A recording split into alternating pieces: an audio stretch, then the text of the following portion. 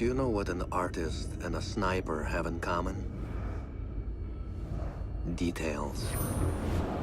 Like when a touch of color is out of place, when a shadow does not match with its surroundings, or when a shape is not where it is supposed to be. The only difference is the stakes. Mine are higher.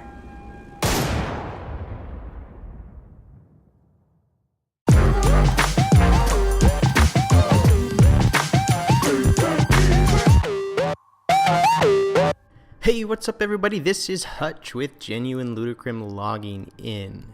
In today's operator highlight and in-depth profile, we'll be going over the Russian offensive operator Glaz, who is a great long-range sniper and a serious threat in multiplayer gameplay. So let's take a closer look at his guns, gadgets, and gameplay tactics. Now for the primary weapons, he's only got one. It is the OTS OT-3 Marksman Rifle, otherwise known as the Dragunov SVU or Short Sniper Rifle. It was developed to meet the needs of the security forces for the Russian Ministry of Internal Affairs. It made its debut in the First Chechen War. It has a special muzzle brake that absorbs up to 40% of the recoil and a built-in sound suppressor, though the game does not reflect this. Interestingly, the PSO-1 reticle that is used with the weapon uses a radioactive tritium instead of your standard small battery-powered lamp. I guess the Russians decided they didn't want to have to change batteries on it.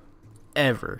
Now the weapon is capable of semi-automatic and fully automatic fire. As I said earlier, Glaz is a serious threat in the multiplayer game modes, and it's mainly because of this weapon. It has a high amount of stopping power, and the scope allows him to camp in spots outside of objectives to pick people off. Since the most recent update, he is also able to break the barricades of windows and doors in 3 shots as well, making him that much more efficient when it comes to stalking you from the outside. Now for the secondary weapons, we've already covered them with Fuse, but I'll go over them again briefly here. He's got the PMM handgun and the GSH-18 handgun. The PMM handgun, or the Makarov pistol, is a semi-automatic gun and was used by the Soviet Union as a standard issue for military and police from 1951 to 1991. For simplicity and economy, it was designed to utilize a straight blowback operation and fire a 9x18mm cartridge. It's a very simplistic weapon with very few moving parts and has reasonable amount of stopping power. Interestingly, it has a free-floating firing pin with no firing pin spring or firing pin block, which allows the possibility of accidental firing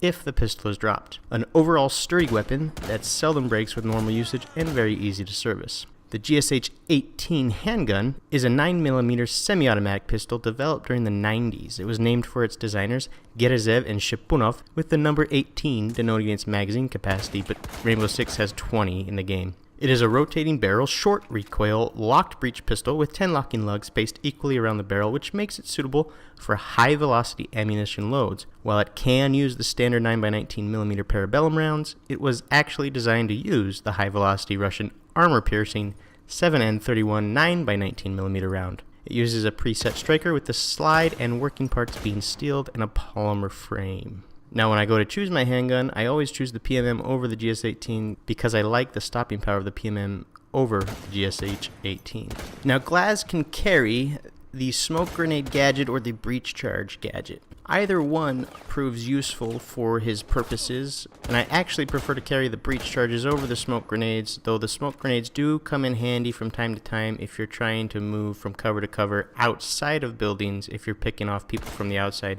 and they're hunting you from the windows. Now, one of my favorite gameplay tactics with Glaz is to just simply pick people off from the outside. Finding a decent cover is not hard to do when you're outside, and shooting down windows and barricades has become much more easier since the latest patch.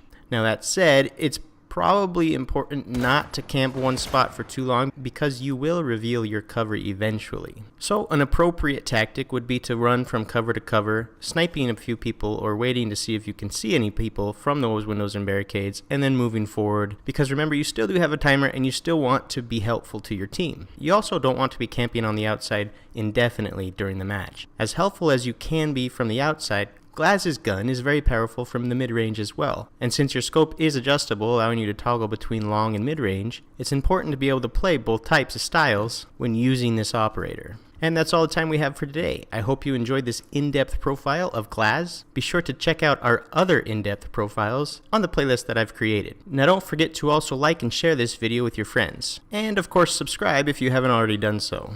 This is Hutch with Genuine Ludicrum logging off.